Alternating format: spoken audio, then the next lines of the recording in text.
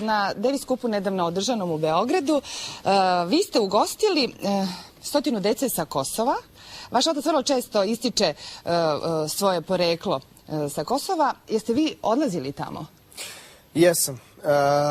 Nažalost, nisam imao prilike da posjetim Kosovo u poslednjih 10 godina, ali sam ranije odlazio tamo i bio sam u rodnom mestu moga oca i bio sam u Kosovskoj Mitrovici, bio sam u Zvečanu i u tom nekom predelu jer mi je tamo otac živeo i tetka i stric i deda i tamo su živeli do neke 82. 3. godine kada su se preselili u Beograd, tako da Kosovo ima opet posebno mesto u mom srcu kao i u srcima svih ostalih Srba, jer verujem da sve ova situacija malo više pogađa.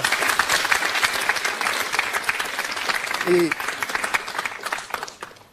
taj neki gest da pozovem 100 dece sa Kosova je bio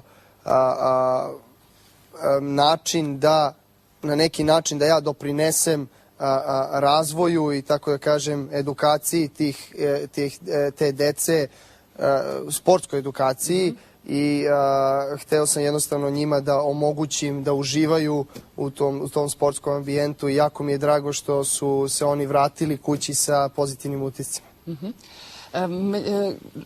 To su priče na kojima ste vi u kući vašoj odgajani? Da. Kosovske priče? Da. Da su i kosovski mitovi. I kosovski mitovi. Dobro. Planiraš i neki odlazak u skorije vreme ili sada obaveze kada su u pitanju onda? Ja sam iskreno hteo sada da posetim Kosovo posle Davis Cupa, međutim obavezuje mi nisu dale i nažalost neću biti u prilici, ali čim završim sezonu, drage volje ću sa celom svojom porodicom otići dole i posjetiti te ljude. Zato što izjave Novaka Đokovića su često komentarisane kao lekcija iz patriotizma, ali ne na patriotski način. I zabeležena je ona izjava kada si želeo maltene da spasiš voditelja programa Srbi i Hrvati u redu, to je isto.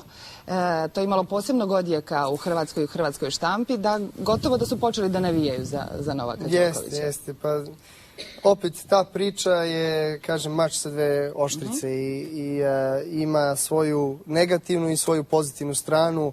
Negativna strana je to što je taj oficijalni spiker turnira napravio veliku grešku, kažem veliku grešku jer je pogodila mnogi ljude koji su bili na stadionu, a na kraju krajeva i mene, i stvarno sam bio negativno iznenađen. Jer kao oficijalni spiker tako velikog turnira na tako velikoj ceremoniji ne možete sebi da dopustite da napravite takvu grešku jer vi brkate dve zemlje, ne brkate gradove i tako dalje, a u Americi i u Kanadi se uvrede ako im pogrešite grad ili ne znam njihovu državu, a ne Ameriku, tako da ja sam bio sa te strane uvređen, ali jednostavno nisam hteo da pravim nikakve skandale i na kraju krajeva opet ja nisam ne znam kako uvređen